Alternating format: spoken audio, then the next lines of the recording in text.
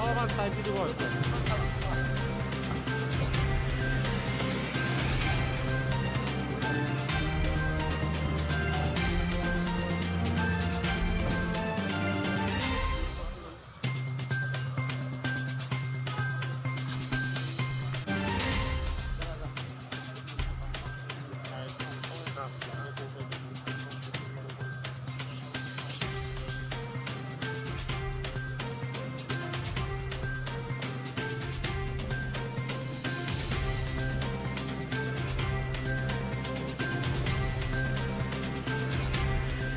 কোভিডৰ ভয়াৱহ চিটুৱেশ্যন এতিয়া মৃত্যুৰ হাৰ বাঢ়ি গৈছে অসমত। এতিয়া কেনেদৰে চলাই নিব অতি জৰুৰী, ৰাইজে আশা কৰি ৰৈ আছে। চৰকাৰ এতিয়ালৈকে মেণ্ডেট দিলে জনতাই, এতিয়ালৈকে চৰকাৰে হোৱা নাই। আপোনালোকে দেখিছে যে আমাৰ অসম চৰকাৰৰ তৰফৰ পৰা যিখিনি চৰকাৰৰ স্বাস্থ্য বিভাগে কৰিব লগা কাম সেইখিনি নিষ্ঠাৰে কৰি থকা হৈছে। আৰু আমাৰ সমগ্ৰ অসমতো জিলা প্ৰশাসনসমূহ ৰাইজক আস্থা আৰু বিশ্বাসত লৈ কোভিড-19ৰ বিৰুদ্ধে নিষ্ঠাৰে যুঁজত লিপ্ত হৈছে। গতিকে পৰিস্থিতি ভয়াৱহ, সেই কথা আমি সকলোৱে উপলব্ধি কৰিছোঁ। কিন্তু ইয়াক যিকোনো প্ৰকাৰে নিয়ন্ত্ৰণ কৰিব লাগিব। নিয়ন্ত্ৰণ কৰিব লগা হ'লে সকলো শ্ৰেণীৰ ৰাইজৰ সহযোগিতা লাগিব। গতিকে স্বাস্থ্য বিভাগৰ তৰফৰ পৰা যিবিলাক নীতি নিৰ্দেশনা দিছে ইয়াক মানি চলিবই লাগিব। ইয়াৰ কোনো বিকল্প নাই। আমি আগতেও কৈছিলোঁ যে পৰিস্থিতি সেই পৰ্যায়লৈ যাব নালাগে যিটো পৰ্যায়ত লকডাউনৰ কথা আহিব পাৰে। গতিকে এতিয়া দিনক দিনে মৃত্যুৰ সংখ্যাও বৃদ্ধি হৈছে, সংক্ৰমণৰ সংখ্যাও বৃদ্ধি পাইছে। চাহ বাগানতে এতিয়া গণসংক্ৰমণ হৈছে, আপোনালোকে দেখিছে। গতিকে ইয়াক এতিয়া নিয়ন্ত্ৰণ কৰিব লাগিব। নিয়ন্ত্ৰণ কৰিব লগা হ'লে নিয়ম নীতিবিলাক ৰাইজে নিষ্ঠাৰে পালন কৰিব লাগিব। আৰু জিলা প্ৰশাসনে তৰফৰ পৰা স্বাস্থ্য বিভাগে জিলাই জিলাই যিবিলাক এতিয়া পদক্ষেপ গ্ৰহণ কৰিছে, মই ভাবোঁ যে এইখিনি পদক্ষেপে নিশ্চিতভাৱে ৰাইজক সকাহ দিব। আমাৰ স্বাস্থ্যমন্ত্ৰী ডক্টৰ হিমন্ত বিশ্ব শৰ্মাও এই ক্ষেত্ৰত অত্যন্ত দিনে নিশাই তেখেতেও এই ক্ষেত্ৰত চোৱা চিতা কৰি আছে। গতিকে মই সমগ্ৰ অসমৰ ৰাইজক এইটোৱে আহ্বান জনাওঁ যে সকলোৱে যেন এই কথাটো উপলব্ধি কৰে।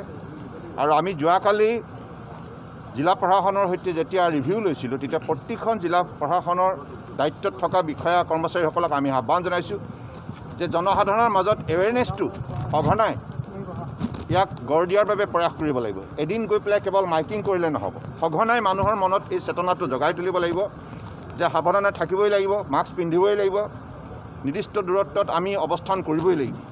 এই শৃংখলাবদ্ধতাটো আমাৰ সতৰ্কতাটো আমাক ৰক্ষা কৰাৰ একমাত্ৰ উপায়। ছাৰ, জনতাই ৰায় দিলে কিন্তু এতিয়াও শপত গ্ৰহণৰ পৰ্যায়লৈ যাব পৰা নাই, কাৰণটো কি? আৰু মুখ্যমন্ত্ৰী কেন্দ্ৰিক এটা চৰ্চাও চলি আছে, মুখ্যমন্ত্ৰী কোন হ'ব এতিয়া শুনক। এতিয়া সেইটো ডাঙৰ কথা নহয়, আটাইতকৈ ডাঙৰ কথা হৈছে অসমৰ ৰাইজক এই সংক্ৰমণৰ পৰা ৰক্ষা কৰা।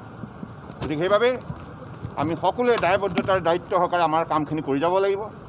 গতিকে মোৰ দৃঢ় বিশ্বাস অসমৰ বৰাক ব্ৰহ্মপুত্ৰ পাহাৰ ভৈয়ামৰ সকলো শ্ৰেণীৰ ৰাইজে পূৰ্বতে যেনেধৰণে যি দৃঢ়তাৰে, যি সতৰ্কতাৰে, যি শৃংখলাবদ্ধতাৰে যুঁজ দিছিল, এইবাৰো যুঁজ দিব। আৰু সাংবাদিক বন্ধুসকল, আপোনালোকেও যোৱাবাৰ যি শক্তিশালী ভূমিকা পালন কৰিছিল, এইবাৰ মই আপোনালোকক আহ্বান জনাওঁ যে ৰাইজৰ মাজত সজাগতাটো বৃদ্ধি কৰাৰ ক্ষেত্ৰত আপোনালোকেও বিশেষ ভূমিকা ল'বই লাগিব।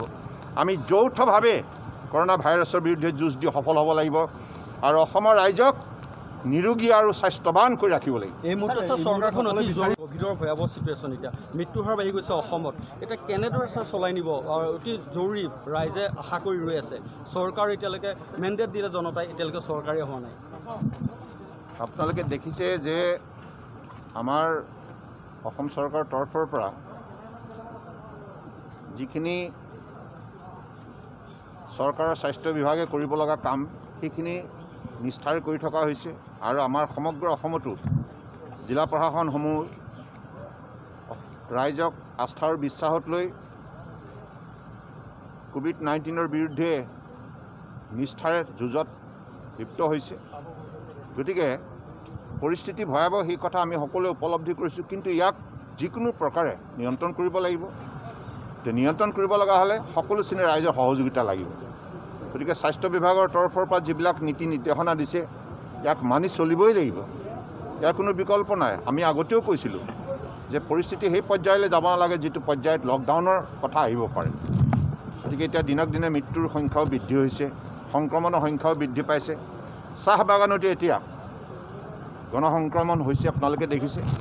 গতিকে ইয়াক এতিয়া নিয়ন্ত্ৰণ কৰিব লাগিব। নিয়ন্ত্ৰণ কৰিব লগা হ'লে নিয়ম নীতিবিলাক ৰাইজে নিষ্ঠাৰে পালন কৰিব লাগিব। আৰু জিলা প্ৰশাসনৰ তৰফৰ পৰা স্বাস্থ্য বিভাগে জিলাই জিলাই যিবিলাক এতিয়া পদক্ষেপ গ্ৰহণ কৰিছে, মই ভাবোঁ যে এইখিনি পদক্ষেপে নিশ্চিতভাৱে ৰাইজক সকাহ দিব। আমাৰ স্বাস্থ্যমন্ত্ৰী ডক্টৰ হিমন্ত বিশ্ব শৰ্মাও এই ক্ষেত্ৰত অত্যন্ত দিনে নিশাই তেখেতেও এই ক্ষেত্ৰত চোৱা চিতা কৰি আছে। গতিকে মই সমগ্ৰ অসমৰ ৰাইজক এইটোৱে আহ্বান জনাওঁ যে সকলোৱে যেন এই কথাটো উপলব্ধি কৰে।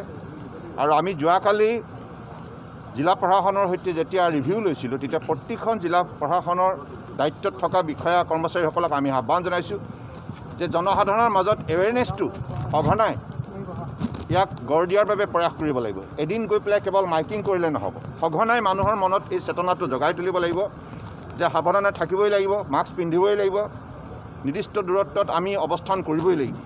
এই শৃংখলাবদ্ধতাটো আমাৰ সতৰ্কতাটো আমাক ৰক্ষা কৰাৰ একমাত্ৰ উপায়। স্যাৰ, জনতাই ৰায় দিলে কিন্তু এতিয়াও শপত গ্ৰহণৰ পৰ্যায়লৈ যাব পৰা নাই, কাৰণটো কি? আৰু মুখ্যমন্ত্ৰী কেন্দ্ৰিক এটা চৰ্চাও চলি আছে, মুখ্যমন্ত্ৰী কোন হ'ব এতিয়া শুনক, এতিয়া সেইটো ডাঙৰ কথা নহয়। আটাইতকৈ ডাঙৰ কথা হৈছে অসমৰ ৰাইজক এই সংক্ৰমণৰ পৰা ৰক্ষা কৰা। গতিকে সেইবাবে আমি সকলোৱে দায়বদ্ধতাৰ দায়িত্ব সহকাৰে আমাৰ কামখিনি কৰি যাব লাগিব। গতিকে মোৰ দৃঢ় বিশ্বাস অসমৰ বৰাক ব্ৰহ্মপুত্ৰ পাহাৰ ভৈয়ামৰ সকলো শ্ৰেণীৰ ৰাইজে পূৰ্বতে যেনেধৰণে যি দৃঢ়তাৰে, যি সতৰ্কতাৰে, যি শৃংখলাবদ্ধতাৰে যুঁজ দিছিল, এইবাৰো যুঁজ দিব। আৰু সাংবাদিক বন্ধুসকল, আপোনালোকেও যোৱাবাৰ যি শক্তিশালী ভূমিকা পালন কৰিছিল, এইবাৰ মই আপোনালোকক আহ্বান জনাওঁ যে ৰাইজৰ মাজত সজাগতাটো বৃদ্ধি কৰাৰ ক্ষেত্ৰত আপোনালোকেও বিশেষ ভূমিকা ল'বই লাগিব। আমি যৌথভাৱে কৰোণা ভাইৰাছৰ বিৰুদ্ধে যুঁজ দি সফল হ'ব লাগিব আৰু অসমৰ ৰাইজক নিৰোগী আৰু স্বাস্থ্যৱান কৰি ৰাখিব লাগিব। এই মুহূৰ্তত চৰকাৰখন চৰকাৰ হ'ব, নিশ্চিতভাৱে হ'ব। ইয়াৰ বেছিদিন নহয়, চৰকাৰ হ'ব। কিন্তু আজিৰ এই মুহূৰ্তৰ আমাৰ সকলোৱে যিটো মানৱীয় দায়িত্ব আৰু কৰ্তব্য হৈছে অসমৰ ৰাইজক এই ভাইৰাছৰ পৰা ৰক্ষা কৰা। গতিকে সকলোৱে নিজৰ দায়িত্ব আৰু কৰ্তব্য নিষ্ঠাৰে পালন কৰিব। পাৰ্লিয়ামেণ্টাৰী বৰ্ডৰ ইতিমধ্যে আলোচনাৰ কথা কৈছে, পায় নেকি যে জনতাই বিচাৰি আছে যে কেতিয়ালৈকে হ'ব? আপোনালোকে জানে যে এতিয়া বা বতৰি ওলাই আছে, 2 দিনতে পাৰ্লিয়ামেণ্টাৰী বৰ্ডৰ বৈঠক হ'ব। এই বৈঠকে চূড়ান্ত সিদ্ধান্ত ল'ব। কালি এখন বৈঠক হৈ গ'ল, তাত সিদ্ধান্ত 2 দিনতে হ'ব আৰু তাতে চূড়ান্ত সিদ্ধান্ত হ'ব। আপোনালোকে সেইটোক লৈ বেছি চিন্তা কৰিব নালাগে। এতিয়া আমাৰ যিটো দায়িত্ব আছে দৈনিক প্ৰতিটো মুহূৰ্তত, সেই দায়িত্বটো আমি সকলোৱে নিষ্ঠাৰে পালন কৰিব লাগিব। অসমৰ ৰাইজক এই সংক্ৰমণৰ পৰা ৰক্ষা কৰিবই লাগিব। মৃত্যু হাৰ বাঢ়ি গৈছে। যুঁজ দিবলৈ এইখিনি সময়ত পৰ্যাপ্ত আন্তঃগাঁথনি স্বাস্থ্য খণ্ডত আছে নে নাই? স্বাস্থ্য বিভাগৰ তৰফৰ পৰা যোৱা দিনবিলাকত যথেষ্ট আন্তঃগাঁথনি অৱস্থা টনকিয়াল কৰা হৈছে, আপোনালোকেও দেখিছে। আৰু য'ত যেনেধৰণে দৰকাৰ হয় তেনেধৰণে ইতিমধ্যে ব্যৱস্থা প্ৰৱৰ্তন কৰা হৈছে। অক্সিজেনেই হওক বা ভেকচিনেশ্যনৰ ক্ষেত্ৰতে হওক, এই সকলোবিলাক ক্ষেত্ৰত স্বাস্থ্য বিভাগে যৎপূৰ্ণাস্তি চেষ্টা চলাই আছে। জিলা প্ৰশাসনে বলিষ্ঠ পদক্ষেপ লৈছে। স্বাস্থ্যকৰ্মীসকলেও, বিশেষকৈ ডাক্তৰ, নাৰ্ছ সকলোৱে নিষ্ঠাৰে কাম কৰিছে।